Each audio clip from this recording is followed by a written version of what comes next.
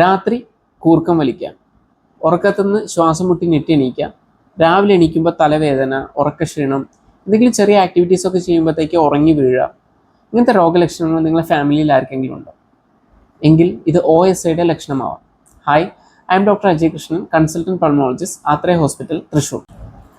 എന്താണ് OSA അഥവാ obstructive sleep apnea? നമ്മൾ രാത്രി ഉറങ്ങുമ്പോൾ നമ്മളെ തൊണ്ടയിലെ പേശികൾ റിലാക്സ് ചെയ്യുന്നു. ഇത് ചില ആളുകളിൽ ഓവറായിട്ട് റിലാക്സ് ചെയ്യുമ്പോൾ നമ്മളെ ശ്വാസനാളം ഭാഗികമായോ അല്ലെങ്കിൽ പൂർണ്ണമായിട്ടോ അടഞ്ഞു പോകുന്നു. ഇതുമൂലം നമ്മളെ ശരീരത്തിലെ ഓക്സിജൻ്റെ അളവ് കുറയുകയും ഇത് ബ്രെയിൻ ഡിറ്റക്ട് ചെയ്ത് നമ്മളെ ഉറക്കത്തുനിന്ന് ഞെട്ടിയെണീപ്പിക്കുകയും ചെയ്യുന്നു. ഈ പ്രക്രിയ റിപ്പീറ്റഡ് ആയിട്ട് വരുമ്പോൾ ഉള്ള പ്രോസസ്സിനെയാണ് നമ്മൾ ഒബ്സ്ട്രക്റ്റീവ് സ്ലീപ്പ് ആപ്നിയ എന്ന് പറയുന്നത്. എന്തൊക്കെയാണ് ഇതിൻ്റെ പ്രധാന റിസ്ക് ഫാക്ടേഴ്സ്? അമിതവണ്ണം ആണ് ഇതിൻ്റെ ഇമ്പോർട്ടൻറ്റ് റിസ്ക് ഫാക്ടേഴ്സ്, പ്രത്യേകിച്ച് കഴുത്തിന് ചുറ്റും കൊഴുപ്പ് കൂടുതലുള്ള ആളുകൾ.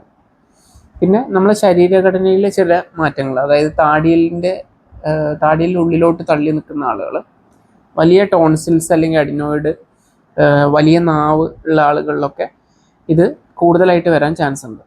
പിന്നെ മദ്യപാനം, പുകവലി ഇമ്പോർട്ടൻറ്റ് റിസ്ക് ഫാക്ടറാണ്. പിന്നെ ഏജ് കൂടുതലുള്ള ആളുകളിലാണ് കൂടുതൽ കാണുന്നത്, മെയിൽ സെക്സിലാണ് കൂടുതലും ഇത് കണ്ടുവരുന്നത്. എങ്ങനെയാണ് ഇത് കണ്ടെത്തുന്നത്? സ്ലീപ്പ് സ്റ്റഡി അഥവാ പോളിസോംനോഗ്രഫി എന്ന ടെസ്റ്റ് വെച്ചാണ് നമ്മളിത് കണ്ടെത്തുന്നത്.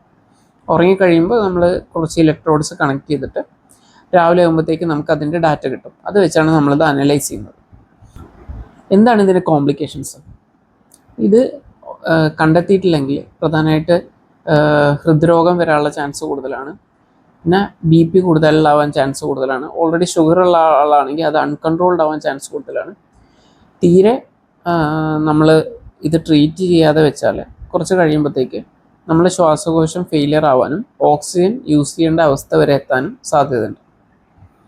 എന്തൊക്കെയാണ് ഇതിൻ്റെ ട്രീറ്റ്മെൻറ്റ് ഓപ്ഷൻസ്?